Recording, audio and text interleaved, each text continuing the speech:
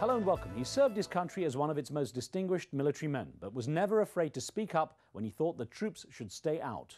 As a four-star general, he saw service in most of the international conflicts since and including the Vietnam War. This week on One on One, meet the former Commander-in-Chief of U.S. Central Command, General Anthony Zinni.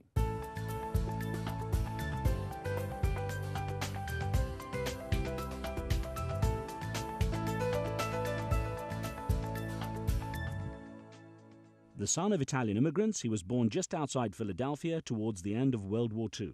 Young Tony Zinni enjoyed being part of a very close, extended family and went through a strict Catholic education, eventually graduating from Villanova University with a degree in economics before being commissioned second lieutenant in the United States Marine Corps.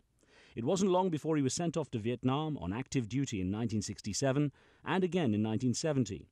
Zinni climbed through the ranks quickly as a competent and respected officer, serving on major fronts across the world before becoming the Commander-in-Chief of the U.S. Central Command, CENTCOM, a level of achievement that keeps him very much in demand even in his post-military life.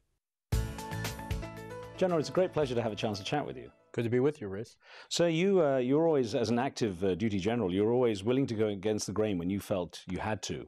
How much easier is it once you've left the military? Well, it's much easier when now you're a private citizen. Obviously, you can speak your mind, and sometimes it's inappropriate when you're on active duty. I mean, we've been through the lessons in history of MacArthur and Singlaub that when they opposed the policy, they should have either executed or left. Well, in terms of the service, in the U.S. military now, to what degree has it become a political job rather than just concentrating on strategizing, the theater of conflict, for example? Well, I think there's a real effort to not make it, not politicize it at all. I think the chairman of the Joint Chiefs of Staff, the Secretary of Defense have worked hard to ensure in the uniform ranks we don't have politics. The politics that have to be involved really need to come from the civilian leadership. The military needs to stay with the military strategy, operations, tactics, and that's where their focus ought to be. And presumably, engaging in conflict is a last resort. So when the U.S. does end up engaging in conflict, who's at fault? Is it the politicians, or is it now again, in some cases, perhaps the military leading the politicians on to that kind of engagement? My experience has been the military is the last one that wants to use military force, especially those of us that experienced combat from a very early age. I mean, my first experiences in Vietnam, Somalia, Iraq, and a number of other places. What you see in the battlefield, the horrors that you see, losing people, seeing civilians suffer, we always feel that we would rather have a kind of force that deters. I think you find soldiers enjoy peacekeeping operations, humanitarian operations. It really brings out the best of them. But certainly the uniformed military is the last to want to see us actually use force. A lot of generals end up in politics, and there was talk for a while of you running for the Senate. There was talk even in 2008 of you running as a vice president running mate for Barack Obama. You said you would never want to run for office. Now, is that going to hold fast, or is it likely that you might creep back into No, it's going to hold fast. I'm not interested in politics. I respect our political leadership. It's part of the system. I don't like the process of campaigning and politics and what it brings out. We've reduced it to something in this country that I think we ought to relook at it, make sure that we try to elevate it to a different level. It's become the business of attack ads and personal assaults, and I think we need to take a hard look at the way we choose our people, the process we put them through. I think it's too lengthy. I think it's become too brutal and too personal.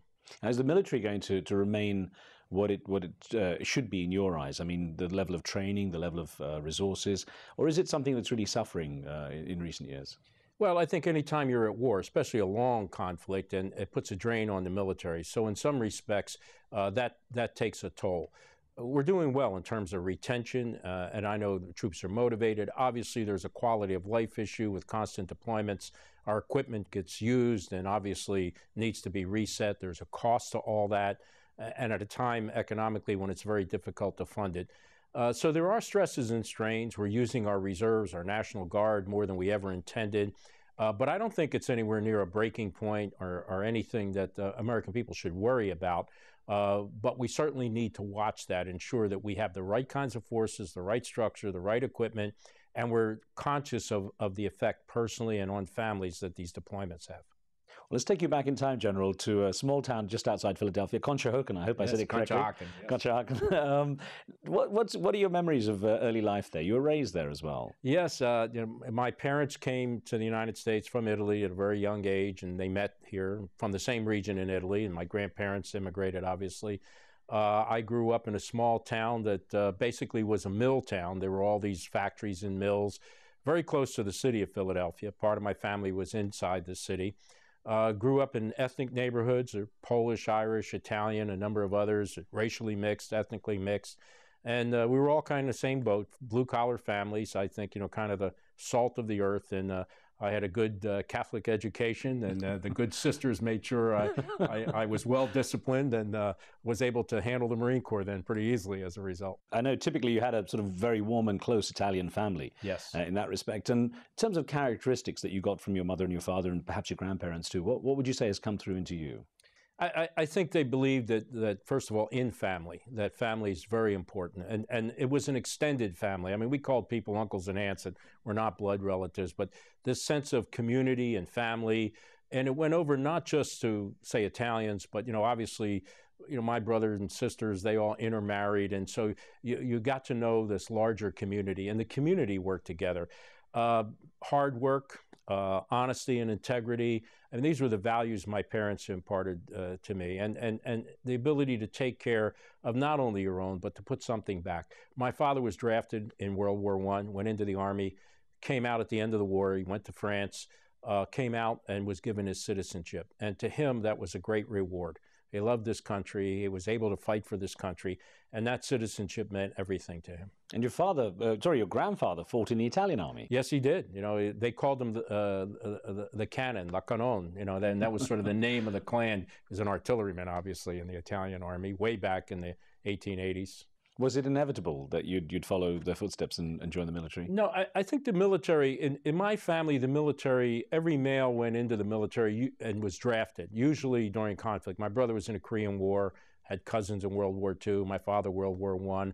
And I saw that, I would do my time, but just go in and out at some point, and of course, I went in, and right after I went in, the Vietnam War started, and the war kind of consumed me, and next thing I knew, I was in for 10 years and thought, well, I can hang for another 10, and ended up being 39. You're actually wounded in service. Yes. Tell me what happened. I was a company commander, my second tour in Vietnam, and we actually had a prisoner, a colonel, North Vietnamese intelligence officer, and he had agreed to lead us into his headquarters, was in the place called the Quay Son Mountains in northern I Corps, or near the DMZ. And as we were closing in on this and coming over a hill, we engaged a large force of North Vietnamese army, and in the battle, I was shot 3 times. So how does that change a soldier being hit? I think it changes in a couple of ways. First, it gives a true sense of your own mortality. It puts everything in perspective. I mean, everything after that you may think is a crisis. I think you have a perspective point in life about what's really serious and how things can really be bad. It gets you, I think, more focused on your family, your values, what really means something to you. And I think you carry on from there a very different person. You can sort out what's really important and what's not so important in life. What about serving in Vietnam? Over the last 30 years or so, people have known Vietnam really only through Hollywood. How did being in Vietnam change you? Well, my first tour in Vietnam as a young second lieutenant, I went as an advisor to the Vietnamese Marines. So I went to language school. We were taught by Vietnamese and with Vietnamese families that taught us the customs, brought us into their homes. And so when I arrived there, I was with Vietnamese Marines, wore their uniforms. I lived in their villages. I met the people, rarely saw other Americans. And I saw the war from a different perspective. I saw it from the eyes of the people, the Vietnamese. And when I came back from that, my colleagues who were in the U.S. units, we had a different perspective on the war. And that always stayed with me, the idea of seeing the war not from a soldier's point of view necessarily, but also seeing it from the eyes of the people and from the feeling in the hearts of the people that have to go through the pain and the horrors of war. You have a son who's also serving as an officer in the Marine Corps, followed in your footsteps. How different is the environment for him? What sort of military has he gone into? Well, he's going to do a military, first of all, that's much more sophisticated. The technology is much different.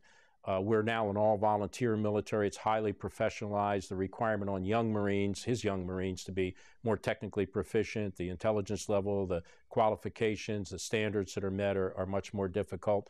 He faces much more difficult conflicts that are very complex. I mean, obviously, Iraq, Afghanistan, he's been to both places.